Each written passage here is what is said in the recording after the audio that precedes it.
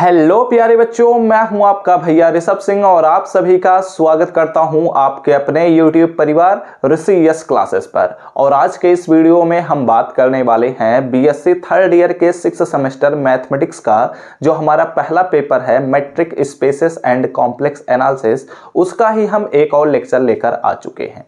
हम बात कर रहे थे मेट्रिक स्पेस के यूनिट फर्स्ट के अंतर्गत कि मेट्रिक स्पेस क्या होता है, जिससे के रिलेटेड मैंने बहुत सारे एग्जांपल्स पर भी बात किया था। तो अब उसी को ही कंटिन्यू करते हुए इस वीडियो में हम बात करेंगे कि सूडो मेट्रिक स्पेस या सेमी मेट्रिक स्पेस क्या होता है। इसके बारे में हम पूरा डिटेल से समझेंगे, साथ ही साथ इसके एग्जांपल पर भी डिस्कशन करेंगे। तो चलिए अपने इस वीडियो की शुरुआत करते हैं। लेकिन अगर आप सब इस चैनल पर पहली बार आए होंगे और अपने तैयारी को स्टार्टिंग से बेहतर बनाना चाहते हैं तो जरूर सब्सक्राइब करने के साथ बेल आइकन को ऑल पर सेलेक्ट कर लीजिएगा। और पिछले लेक्चर्स को नहीं देखे हैं तो पूरे प्लेलिस्ट का लिंक आप सभी को डिस्क्रिप्शन में मिल जाएगा। साथ ही साथ इस बात का खास ध्यान रखिएगा कि आप अपने कॉपी और पेन लेकर बैठ जाइए, सभी चीजों को नोट डाउन करते चलिएगा। अगर आप अभी नोट्स नहीं बनाते तो आप हमारे टेलीग्राम चैनल और व्हाट्सएप चैनल से ज्वाइन कर सकते हैं, लिंक उनके डिस्क्रिप्शन में मिल जाएंगे। ठीक है। एंड अगर आपका सब्जेक्ट केमिस्ट्री है तो केमिस्ट्री के भी लेक्चर्स अपलोड हो रहे हैं, तो उन्हें भी आप लोग ज्वाइन कर सकते हैं। अब आप लोग अपने कॉपी में नेक्स्ट हेडिंग दीजिएगा सूडो, ठीक है, PSEUDO, ठुको, ठीक है, ठुको नहीं, ठीक है। यहां पर हमारे पास सूडो मेट्रिक स्पेस, ओके, ये हमारे पास हेडिंग होने वाला है। अब ये सूडो मेट्रिक स्पेस को ही एक्चुअली हम दूसरे नाम से जानते हैं, चलो मैं उसका भी नाम लिख दे रहा हूं। इसी को ही हम कहते हैं सेमी मेट्रिक स्पेस, ठीक है, सेमी मेट्रिक स्पेस। एक्चुअली अभी मैं समझाता हूं, एक मिनट बस दीजिएगा मुझे, ठीक है। जो सूडो मेट्रिक स्पेस है या फिर सेमी मेट्रिक स्पेस हम जिसे कह रहे हैं, ये एक्चुअली सूडो मतलब हमारे पास होता है मिथ्या, ठीक है, ऐसे भी कहा जा सकता है। वैसे मिथ्या का कोई प्रॉपर इंग्लिश वर्ड है ही नहीं, तो अधूरा कहा जा सकता है, छोटा कहा जा सकता है। मतलब कि pseudo metric space actually metric space के सभी कंडीशंस को सेटिस्फाई नहीं कर पाता, उनमें से कुछ कंडीशन सेटिस्फाई हो जाते हैं। अभी मैं समझाऊंगा, इसका डिफिनेशन दूंगा तो आपको पता चल जाएगा कि pseudo metric space actually semi metric, semi मतलब आधा होता है, ठीक है, सेमी का अर्थ तो हम सभी जानते हैं। तो मेट्रिक स्पेस का ही एक छोटा भाग होता है जिसे हम सेमी मेट्रिक स्पेस या फिर सूडो मेट्रिक स्पेस कहते हैं। अब ये एक्चुअली होता क्या है, कैसे होता है, इसके बारे में अगर हमें बात करना है तो हमें यह बात याद रखना होगा कि जो हमारे पास मेट्रिक स्पेस होता है उसमें हमारे पास एक फंक्शन होता है, एक हमारे पास सेट होता है, और उसी सेट पर हमारा जो फंक्शन होता है वह डिफाइन होता है। साथ ही साथ वह किस प्रकार से डिफाइन होता है इसके बारे में भी बताया जाता है। तब हम कहते हैं कि वह जो फंक्शन डी है उसको ही हम मेट्रिक कह रहे हैं जब वह चार कंडीशंस को सेटिस्फाई करता है। चारों कंडीशंस में हमारे पास सबसे पहला कंडीशन नॉन नेगेटिविटी, दूसरा हमारे पास कंडीशन होता है इक्वलिटी, तीसरा हमारे पास होता है सिमेट्रिक प्रॉपर्टी या सिमेट्रिक कंडीशन, और चौथा हमारे पास होता है ट्राइंगल इनइक्वालिटी। ठीक है। तब जाकर हम कहते थे कि वह जो हमारे पास फंक्शन डी है या जब इन चारों कंडीशंस को सेटिस्फाई कर रहा है तो हमारा डी जो फंक्शन है उसी को ही हम कहते हैं कि मैट्रिक। और इस प्रकार जो हमारे पास सेट और फंक्शन का जो हमारे पास ऑर्डर्ड पेयर बना है उसी को ही हम कहते हैं कि यह हमारे पास एक मैट्रिक स्पेस है। ओके, मैंने रिकॉल कराया, अब उसी से ही चीजों को रिलेट भी करेंगे। ठीक है, तो चीजों को पहले लिखते हुए चलते हैं ताकि आपको सारी चीजें समझा सकूं। तो इफ सपोज करते हैं कि x be a non empty set, ठीक है, हमारे पास x क्या है, एक नॉन एम्प्टी सेट है, ठीक है, एंड d एक हमारे पास मैपिंग है, d इज अ मैपिंग।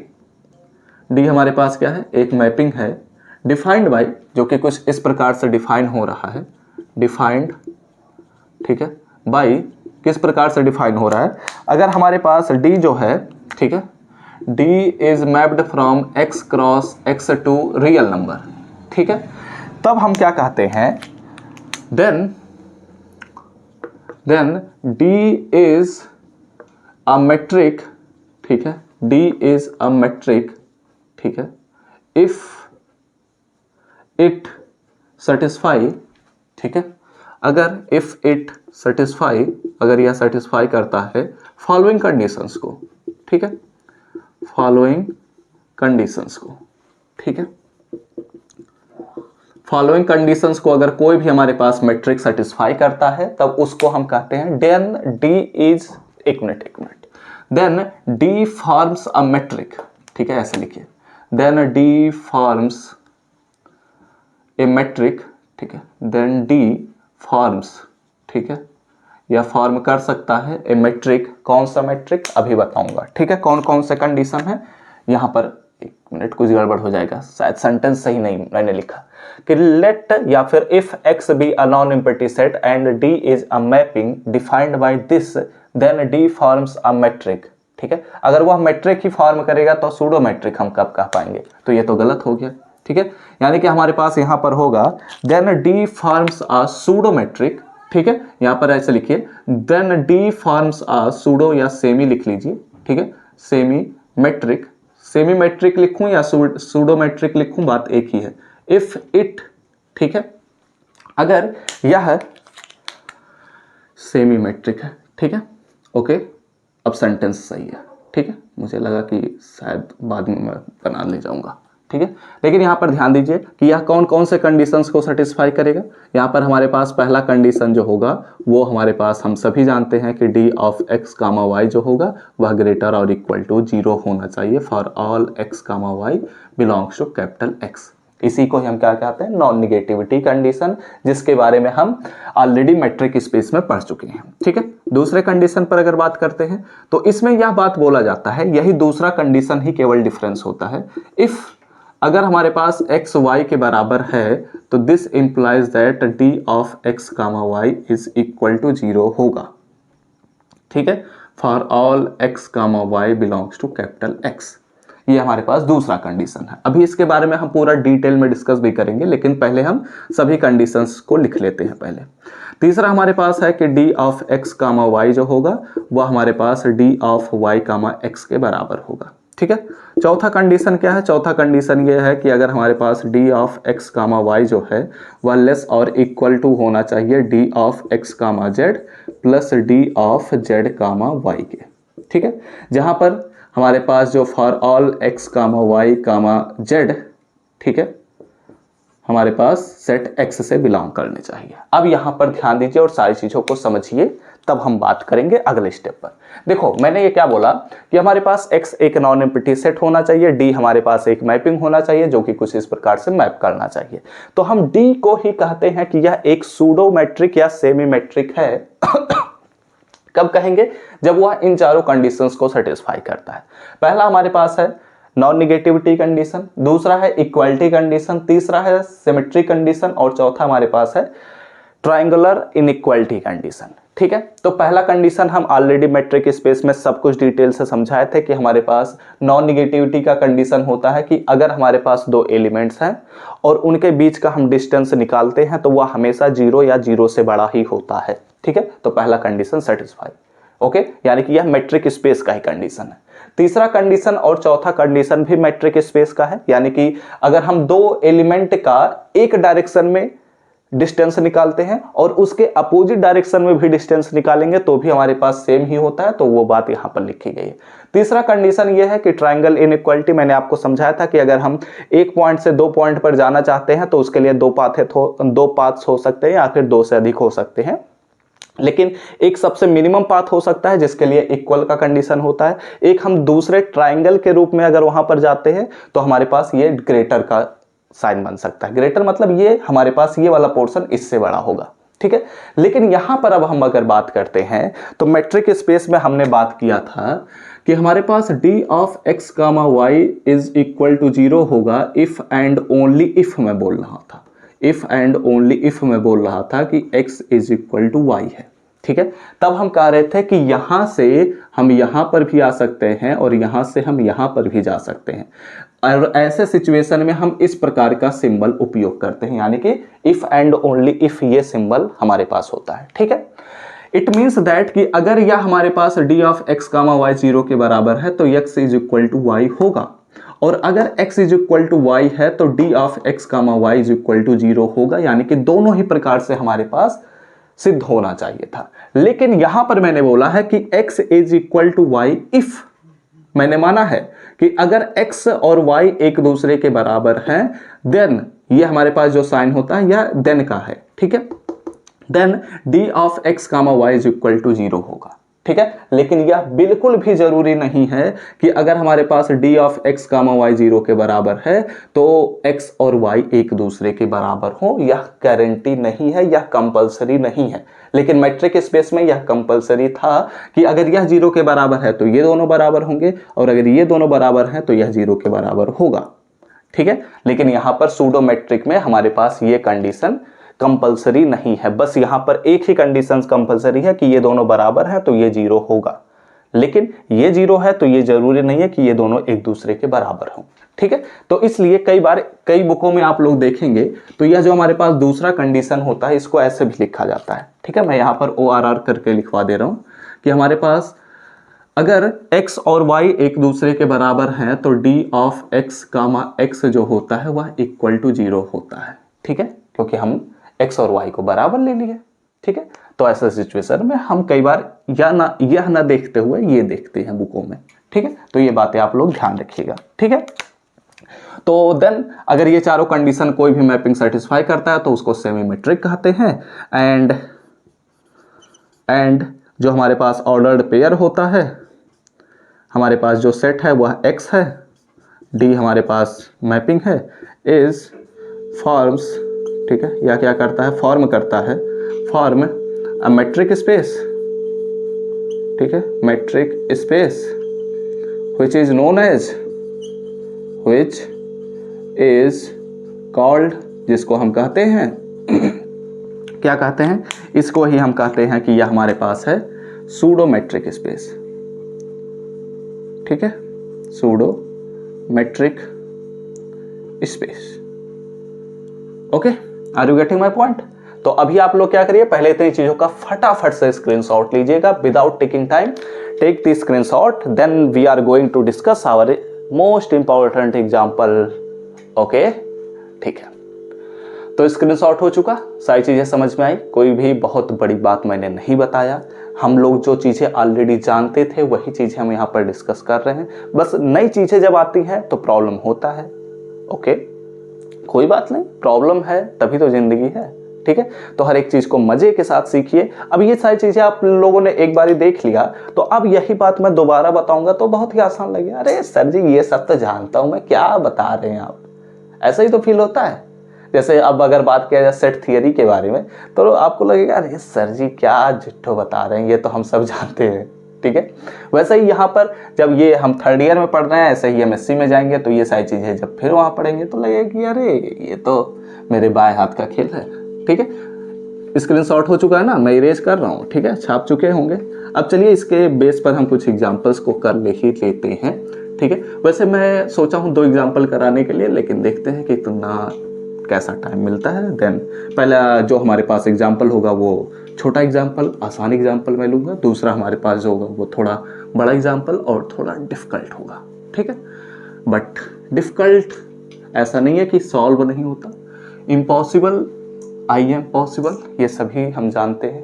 ठीक है। चलिए इसमें अगर हम बात करते हैं एग्जाम्पल फर्स्ट। ठीक है। तो मैं फिलहाल एग्जाम्पल लिख रहा हूं। ठीक है। एग्जाम्पल में अगर बात करते हैं तो हमारे पास एक क्वेश्चन है कि if x be the set of real number. ठीक है। हमारे पास x क्या है, यह सेट ऑफ रियल नंबर्स है। एंड d हमारे पास एक मैपिंग है, d इज अ मैपिंग। ठीक है।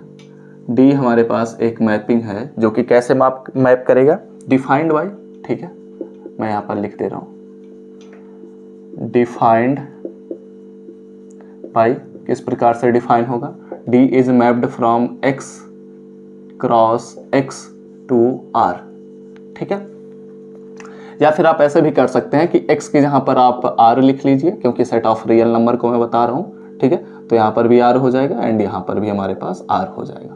ठीक है। सच दैट, ठीक है, कैसे मैं डिफाइन कर रहा हूं, क्योंकि हमारे पास जो डिस्टेंस फंक्शन है यही मैटर करेगा।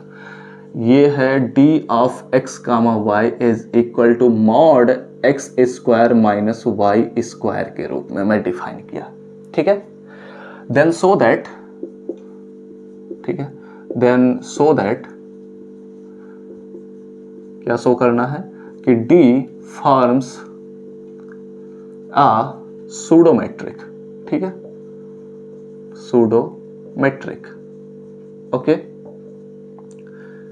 ओके, ठीक है। और कई बार क्या होता है, इसी क्वेश्चन में एक छोटा सा और मेंशन कर दिया जाता है कि so that it is not a metric space, ठीक है। तो ये भी हमारे पास क्वेश्चन में कई बार मेंशन कर दिया जाता है। तो ध्यान रखिएगा, दोनों ही क्वेश्चन का एक ही सोल्यूशन है, ठीक है। बस जब हम अभी बताएंगे, ठीक है, एग्जाम्पल को सॉल्व कराता हूं तब मैं बताता चल रहा हूं, ठीक है, सोल्यूशन। आइए बात करते हैं। गिवन दैट अपने पास क्या दिया गया है, अपने पास बहुत कुछ दे दिया गया है। ये क्वेश्चन नहीं, ये पूरा खजाना है और इस खजाने में से हमें सबसे हीरे को तलाश करना है। ओके, तो कैसे तलाश किया जाएगा, आइए बात करते हैं, ठीक है। अगर यहां पर हम बात करते हैं तो गिवन दैट क्या दिया गया है, हमारे पास दिया गया है कि जो सेट है एक्स वह रियल नंबर है, ठीक है। डी हमारे पास एक मैपिंग है जो कि कैसे मैप करा दिया गया है, यह रियल नंबर से का कार्टेशियन प्रोडक्ट से रियल नंबर पर मैप कराया गया है, ठीक है। एंड यहाँ पर हमारे पास जो d of x comma y दिया गया है वह दिया गया है x square minus Y square का मॉड, ठीक है। मॉड स्किप मत करिएगा नहीं तो बहुत बड़ी गलती हो जाएगी। ओके, तो देन आवर एम, हमारा उद्देश्य क्या है, इस क्वेश्चन को पढ़ने का उद्देश्य क्या है।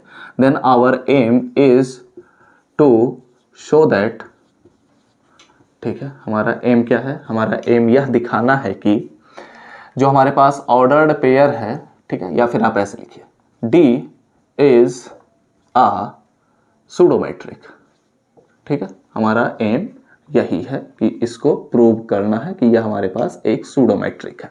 तो इसके लिए यह 4 कंडीशंस को सेटिस्फाई करेगा। तो सबसे पहले कंडीशन से शुरुआत कर देंगे। पहला कंडीशन हम सभी जानते हैं कि हमें d of x comma y is greater और इक्वल टू 0 प्रूव करना रहता है। तो यह हम कब प्रूव कर सकते हैं, आइए बात करते हैं, ठीक है। यहाँ पर मैं ये लिखने के बजाय इसके प्रूफ से ही डायरेक्ट चीज़ों को शुरुआत करेंगे। ओके, तो यहाँ पर अगर इसके हम प्रूफ पर बात करते हैं, एक बात ध्यान रखिएगा बच्चों, सूडोमेट्रिक को मैंने बताया ना सेमी मेट्रिक भी कहते हैं। तो क्वेश्चन में कई बार क्या होता है, सूडोमेट्रिक नहीं यूज करता, सेमी मेट्रिक यूज करता है, ठीक है। तो डरिएगा मत, कंफ्यूज नहीं होना, ठीक है। ओके, चलिए पहले कंडीशन से अगर शुरुआत करते हैं तो हमारे पास पता क्या है, d of x comma y is equal to x square minus Y square का मॉड दिया गया है और इसी को ही प्रूव करना है कि यह 0 से बड़ा या 0 के बराबर होगा। ओके, समझिएगा इस बात को। हमारे पास x और y जो है, ठीक है, मैं लिखता चलता हूं, for all x comma y belongs to real number, यहां पर है, ठीक है। अब यहां पर ध्यान दीजिएगा, x और y जब हमारे पास रियल नंबर है, ठीक है, x और y जब हमारे पास रियल नंबर है, ठीक है, तो इनका हम स्क्वायर करेंगे। ओके, सपोज करते हैं कि यह 0 के बराबर नहीं है, x और y 0 के बराबर नहीं है। तो अगर हमारे पास x और y रियल नंबर से के इक्वल है तो या पॉजिटिव होगा या तो निगेटिव होगा, एक्सेप्ट 0 में बात कर रहा हूं। तो अगर निगेटिव है तो उसका स्क्वायर करेंगे तो पॉजिटिव बनेगा, पॉजिटिव है तो उसका स्क्वायर करेंगे तो भी पॉजिटिव बनेगा, ठीक है। यानी कि एक्स स्क्वायर और वाई स्क्वायर का जो वैल्यू होगा वो ऑलवेज पॉजिटिव होगा, ठीक है। पॉजिटिव वैल्यू का पॉजिटिव वैल्यू से सब्ट्रैक्शन करेंगे, ठीक है। तो देयर आर 2 पॉसिबिलिटीज। क्या क्या पॉसिबिलिटी है, एक पॉसिबिलिटी यह है कि एक्स स्क्वायर का जो वैल्यू है वह वाई स्क्वायर की तुलना में बड़ा हो, and second one is y square is greater than x square, यह भी दूसरी पॉसिबिलिटी है, ठीक है। तो ऐसे सिचुएशन में या तो यह वैल्यू पॉजिटिव आ सकता है या तो निगेटिव आ सकता है, ठीक है। तो ऐसे सिचुएशन में अगर यह वैल्यू पॉजिटिव आया तो उसका जब हम मॉड लेंगे तो वह बनेगा पॉजिटिव, और अगर निगेटिव आया तो उसका मॉड लेंगे तो बनेगा पॉजिटिव। इट मीन्स दैट कि हमारे पास जो d of x comma y है वह क्या है, एक पॉजिटिव वैल्यू है, यानी कि नॉन निगेटिव वैल्यू है, ठीक है। लेकिन मैंने क्या बोला था स्टार्टिंग में कि हम एक्सेप्ट 0 पर बात कर रहे हैं, ठीक है। अब यहां पर हम 0 को कैसे ले लेते हैं, यानी कि x और y मैंने 0 ले लिया तो x स्क्वायर और y स्क्वायर भी क्या होगा, 0 ही होगा, सिंपल सा लॉजिक है। और 0 माइनस 0 यानी कि 0 मॉड 0, तो इट मीन्स दैट यह 0 या 0 से बड़ा है। जब पॉजिटिव वैल्यू है तो 0 से बड़ा है, एंड 0 के इक्वल है तो यह 0 है, ओके ठीक है, समझ गए इस बात को। तो यहां पर मैं डायरेक्ट लिख दे रहा हूं 10। हम क्या कह सकते हैं कि हमारे पास D of x comma Y जो है वह इक्वल है mod X square minus Y square के, और हुई चीज ग्रेटर और इक्वल टू 0। पहला कंडीशन हुआ टिक। ठीक है, पहला कंडीशन हो गया सेटिस्फाई। आप चाहें तो मैंने जितनी भी चीजों को केवल शब्दों में बोला है, आप उतनी चीजों को यहाँ पर इंग्लिश में छाप दीजिए। अगर आप पेज बढ़ाना चाहते हैं, एग्जाम में टाइम है आपके पास, लिखते चलिए, ये सारी चीजें लिख दीजिए। मैं तो ऐसा कर देता था। ठीक है ओके, चलिए अब बात करते हैं अपने दूसरे कंडीशन पर, और यही इंपॉर्टेंट है। दूसरा कंडीशन हमारे पास क्या कहता है कि इफ अगर हमारे पास एक्स वाई के बराबर है तो हमें क्या प्रूव करना है कि d of x comma y is equal to 0 होगा। ठीक है, तो सिंपल सा लॉजिक है यहां पर। अगर ध्यान दिया जाए एक्स और वाई बराबर है तो एक्स और वाई बराबर है तो x square minus x square हो जाएगा। ठीक है, मैंने दूसरा कंडीशन क्या बताया था कि आप डी एक्स कामा एक्स का वैल्यू चेक कर लीजिए, तो यहां पर आप वैल्यू को रख लीजिए एक्स स्क्वायर माइनस, एक मिनट, ठीक है, हमारे पास ऐसे करिए। ठीक है, हमारे पास देखो दो तरीके हैं इस चीज को प्रूव करने के लिए। मैं पहला तरीका अप्लाई कर लेता हूं। D of x comma y हमारे पास दिया क्या गया है, x square minus Y square, and if, ठीक है, if x is equal to y, तो this implies that d of x comma y is equal to d of x comma x हो जाएगा। ठीक है, तो जब हम d of x comma x से निकालेंगे तो x square minus x square, ठीक है, और इसका मॉड। ओके, तो ये हम जब सब्ट्रैक्ट करेंगे तो हमारे पास 0 आ गया, यानी कि हमने प्रूव कर दिया कि डी, अगर हमारे पास x is equal to y है तो D of x comma y is equal to 0 है। ठीक है, वैसे मैंने साइड में लिखते चला है, आप नीचे लिखते चलिएगा। ठीक है, नीचे लिख दो, चलो लिख देता हूँ, नहीं तो आप लोग एग्जाम में ऐसे लिखेंगे नंबर कट जाएगा। ये बहुत बड़ी मिस्टेक होती है, मैं जानता हूँ, नंबर काट लिए जाते हैं। ठीक है, तो ध्यान रखिएगा, ये हमारे पास 0 हो गया। ठीक है, तो हमने क्या दिखाया कि अगर x और y बराबर हैं तो ऐसे सिचुएशन में हमारे पास d of x comma y 0 के बराबर है। ओके, बट, ठीक है, तो ये तो हमारे पास कंडीशन हो गया कि सूडोमेट्रिक का। ठीक है, लेकिन अगर एग्जाम में आपसे बोला जाता है कि यह भी दिखाइए कि यह मेट्रिक स्पेस फॉर्म नहीं करता है, तो ऐसा सिचुएशन में अब जो मैं लाइन लिखने वाला हूं यहां से आपको काम यह करना पड़ेगा। ठीक है, बट इफ, ठीक है, इफ अगर हमारे पास d of x comma y जो है वह 0 के बराबर है, देन तब इस सिचुएशन में x and y need not, ठीक है, need not to be equal. ठीक है, यह जरूरी नहीं है कि हमारे पास x और y एक दूसरे के इक्वल हो, यह जरूरी नहीं है। ठीक है, तो इसको मैंने सेंटेंस में लिखा है। ठीक है, तो अब ये कैसे हम प्रूव करेंगे, आइए बात करते हैं। ठीक है, कैसे प्रूव होता है आइए बात करते हैं। Let x is equal to 1, ठीक है, यहां पर आप एग्जाम्पल के तौर पर करिए, एग्जाम्पल। ठीक है, let x is equal to 1 and y is equal to हमारे पास -1 है। ठीक है, एक बात मैं समझा देता हूं। देखो, अगर हमें किसी चीज को प्रूव करना है, ठीक है, ध्यान से सुनना मेरी बात को, अगर किसी चीज को प्रूव करना है तो वह हर एक कंडीशन पर अप्लाई होना चाहिए। मतलब कि हर एक चीज पर अप्लाई होना चाहिए, हर एक रियल नंबर पर अप्लाई होना चाहिए, जैसे मैंने यहां पर दिखाया कि हमने प्रूव किया। लेकिन अगर किसी चीज को केवल डिस्कार्ड करना है तो बस हमें उस चीज को खोज देना है कि वह उस पर अप्लाई ना हो पा रहा हो। समझ में आया ना बात? प्रूव करना है तो हर एक कंडीशन को हमें चेक करना पड़ेगा, लेकिन डिस्कार्ड करने के लिए हमें केवल एक कंडीशन ऐसा दिखाना है जिस पर वह काम नहीं करता हो। तो वही कंडीशन मैं यहां पर दिखा देता हूं कि अगर हमारे पास x 1 के बराबर है, y -1 के बराबर है, तो इस सिचुएशन में देन हम क्या कर सकते हैं, x square minus Y square का वैल्यू निकाल लीजिए। तो इसका जब हम वैल्यू निकालेंगे तो एक्स स्क्वायर हमारे पास हो गया 1 का स्क्वायर, ठीक है, माइनस -1 का स्क्वायर, तो ये हमारे पास क्या हो जाएगा 1 एंड -1 का स्क्वायर यानी कि हो जाएगा +1। ठीक है, तो -1 एंड ये हमारे पास वैल्यू आ गया 0, यानी कि हमारे पास d of x comma y का वैल्यू ऐसे सिचुएशन में भी 0 आ रहा है, क्योंकि यही तो d of x comma y है। कहाँ गया ये?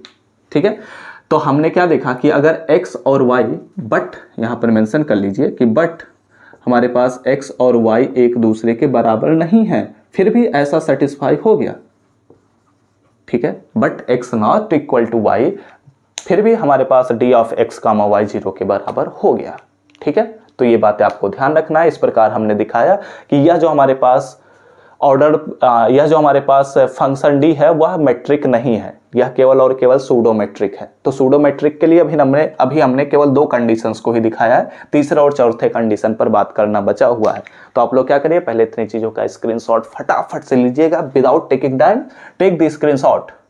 ओके, ठीक है, मैं इरेज कर रहा हूं। अब देखो यहां पर हमने 2 कंडीशंस दिखा दिए, बचे हुए 2 कंडीशंस बहुत ही आसान है। यही दूसरा कंडीशन ही ऐसा था जिसमें टाइम लगेगा, मैं जानता था, और इसीलिए इसको मैंने अच्छे से एकदम स्मूथ तरीके से समझाया, ठीक है। मुझे नहीं लगता कि अब आपको फिर से इसमें डाउट होगा कि हमें क्या करना चाहिए, दूसरे कंडीशन में क्या करना चाहिए। ओके, ठीक है, समझ में आया ना, कोई दिक्कत नहीं है ना, ठीक है, चलो ओके।